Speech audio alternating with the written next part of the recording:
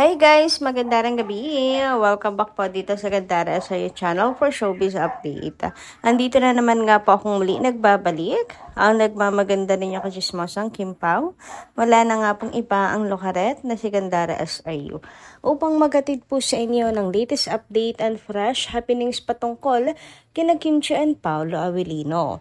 And para nga sa gabing ito, ang tatalakayin natin at pag-uusapan ay ang finally after a month o wala pong pagpaparamdam, muli pong magkasama in one frame sila Kim and Paolo at naghahanda na para po sa kanilang Love Kim Pao. Pero syempre, bago po ang lahat, sa mga di pa nakaka-subscribe sa ating channel, maaari lamang na pindutin po ninyo ang subscribe button at notification bell natin na nariyan sa baba upang kayo po yung maging updated at ma-notify tuwing may bago tayong chika at balita hinggil sa Kim Pao. Basta mga balita na may kinalaman, kina Kim Chiu and Paolo Avellino, sagot na po natin yan. And dito naman ang ilang mga comment na napili po nating basahin ngayong gabing ito bilang pasasalamat sa atin pong mga ka-KP na nakatutok parate sa atin pong daily updates at para bigyan na rin po ng tinig ang kanilang reaksyon at opinion bilang mga fans nila Kim and Paolo. So ang first commenter natin for tonight ay si Ma'am Corazon Reyes. Shout out ma'am at magandang gabi. Ayon sa kanyang komento, but ano namang fake? Kung ayaw nyo, mas nakakaalam sa sitwasyon nila. Ano? Kung ayaw nyo, mas ako nakakaalam sa sitwasyon nila, sa status nila. Hindi naman pasunurin si Kimi sa Paris kung wala lang. Habang nandun siya, nakapag-aral pa siya. Hindi niya sinayang ang oras na walang nangyari at the same time nakapagbakasyon pa siya. Plano na niya yan. Kaya nga tatawa-tawa lang si Sir EJ. Hindi niya masabi saan lugar training ni Kimi kasi magkasabwat sila. Oo, matagal lang nakaplano talaga yan sa Kim Pao. No? Pinag-isipan din talaga po ni Kim Chiu ang pagpunta po sa Paris. So, hindi naman dahil sa habol na habol lang siya kay Paolo, kundi pagkakataon na rin yon para makapagbakasyon at makapag-aral. Multitasking kaya yan si Chinita Princess. Hindi yan mapapakali na wala pong ginagawa. And matalino si Kim, hindi niya sasayangin ang oras niya. Kaya ayun, habang nandun siya, nagbabakasyon, tatlo, no? Nagbabakasyon, nag-aaral, kasama pa ang Diyosawa. Uy, grabe naman yan. Diba? Sulit na sulit talaga ang pag-stay ni Kimi sa Paris. Kaya naman, kung ayaw nyo ng mga nangyayari, wala din naman po kawalan. 'Di ba? Mga basher lang naman ang nagpupumilit na si Kimi, habol ng habol kay Paolo. Ang contradict nga kasi nung nakaraan, nagdidilulo lang daw tayo, wala nang maipakitang ebidensya, at hindi daw yun mangyayari kasi wala namang relasyon ng Kim Pao. Tapos ngayon, na napatunayan na nandun nga talaga si Kimi, ang sinasabi naman habol na habol si Kimi kay Pao. O diba, may masabi lang talaga sila. Hindi sila consistent sa pangbabash. Yung tipong kapag natalo sila, kasi tayo yung tama, sa halip na tanggapin na lang ay oo nga, sorry, mali kami. Hindi, hahanap at hahanap po yan ng butas para siraan si Kim. Mga bashers po yan sila Di titigil ang mga yan. Di yan tatanggap ng pagkatalo. Anyway, dumako naman po tayo sa next commentary natin ngayong gabi. Shout out po dito kay Sir Herbert Kalwag. Magandang gabi po Sir Herbert, at ang sabi niya, kung gusto ni Bella Padilla mabalik tambalan, bakit na di na lang sila ni Gerald Anderson ang magtambalan? Total, ikaw ang may gusto. Total, bet ka daw ni Gerald Anderson. Bakit laging bet ni Gerald Anderson ang mga BFF ni Idol Miss Kim Chiu? Before si Ma Salvador, BFF ni Idol Miss Kim Chiu ang ginawa ni Gerald Anderson. Noong naman, bet down niya ni Gerald Anderson ang BFF ni Idol Kim Chiu na si Bella Padilla. Totoo ba? Pag nagkaganoon, bitter ata tong si Gerald at gusto pong saktan ng, alam niyo yun, feeling siguro niya masasaktan niya si Kimi sa ganung bagay na pupuntahin niya yung BFF, 'di ba? Pero hindi naman siguro totoo or showbiz lang mga sagutan. But anyway, wag kayong mag-alala, Sir Herbert, kasi hindi naman totoo na gusto ni Bella Padilla na magbalik tambalan ng Kim Pao. Wag kayong mag-alala kasi fake news yun. Mema lang ba? Lahat kasi ginagawa po ng mga Kimerald fans para ma-push na magkaroon po ulit or magbalik tambalan yung dalawa. Kasi nga si Pao ay nagkaroon ng project with Nadine. So, kumbaga, may nakikita silang pag-asa na, baka ang Kimerald ay pwede din. Si Pao nga nakipag love team sa iba. So, why not si Kim? Yun yung nasa isip nila, kaya talagang pati po si Bella, ginagamit na rin, mga ka-KP, ginagamit na rin nila para lang maipush yan. Pero sorry na lang kasi si Kim at saka si Paolo ay hindi rin papayag. Alam niyo yun, looking forward sila na makatrabaho pa rin at ang isa't isa. At iniisip nga nila kung ano pa yung mga bagay at mga role na pwede nilang ibigay at ipakita pa sa kanilang mga supporters.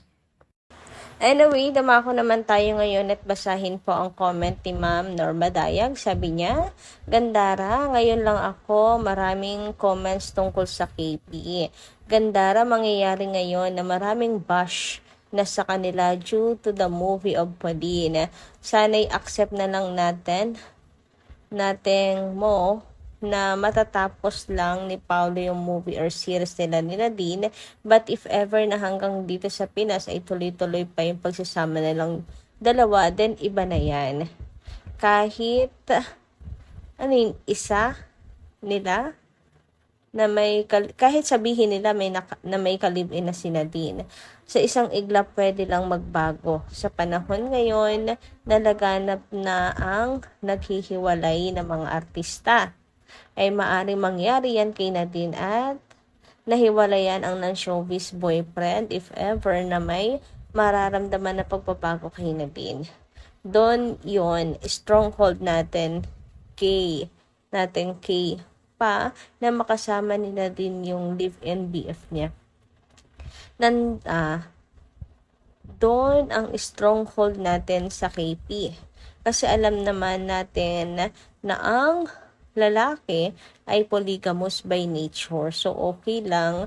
Pwedeng ipagpatuloy yung naumpisahan na labsa, parisk. Ano yung nalabsa, parisk? Naumpisahan. Baka na love teams. God bless KP. Ayan, Ma'am Norma Dayag. Nako, hindi po mangyayari yan. Dahil kung magsasama man po ulit si Nadine and si Paolo dito sa Pinas, para na lang siguro sa promo na ginawa nila ang movie. Pero yung always magkasama sa likod ng camera, si Kim po yun. Si Kim yung laging makakasama po ni Paolo Avellino. At busy na rin po si Paolo para sa Kim Pao's World Tour. And sabi nga, di ba, may project pong gagawin si Kim and Paolo. So, mabibisi na rin po talaga ang dalawa doon. Kaya naman, no worries. Kung meron man, pang promo lang po talaga yung mga pag magpo-promote na sila ng project, kasahan po natin na magkasama sila. Pero hanggang doon lang po yun.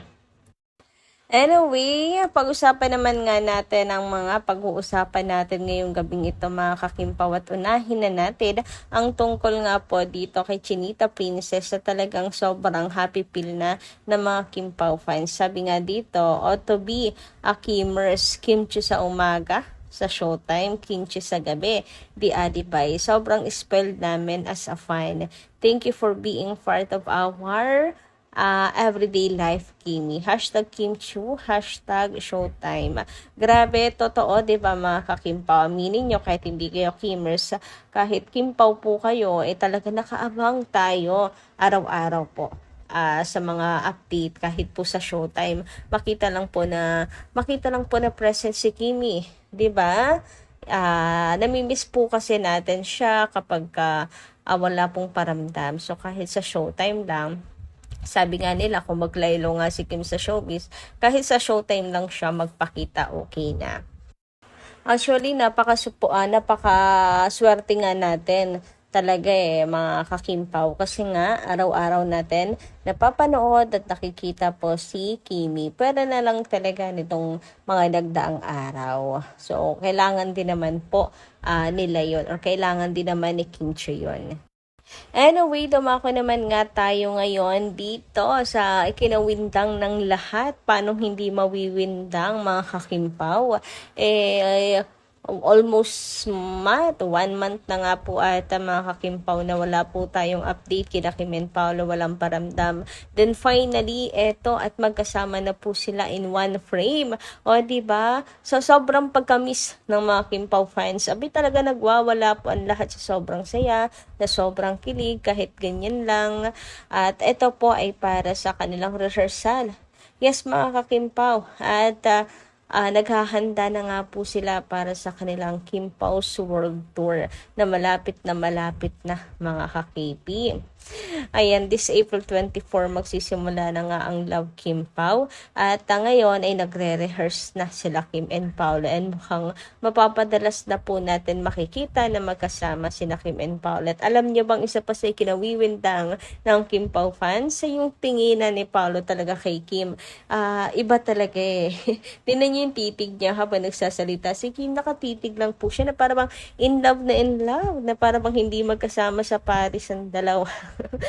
Diba? So, nakaka-excite naman mga kakipi kasi talagang naamay ko na ang world tour. Malapit na kasi nga nagre-rehearse na silang dalawa ngayon ni Chinita Princess. So, eto na yun, pinaghahandaan na nila ang Love Kimpaw and sigurado mabibisi na rin sila Kim and Paolo sa paghahanda. Syempre para po sa mga fans yan, kaya paghahandaan po talaga nila and mukhang eto na yung month natin mga kakimpaw. Yung March talagang pang dialibay lang yung month na yun Pero ngayon, for Kimpaw talaga mga kakipi.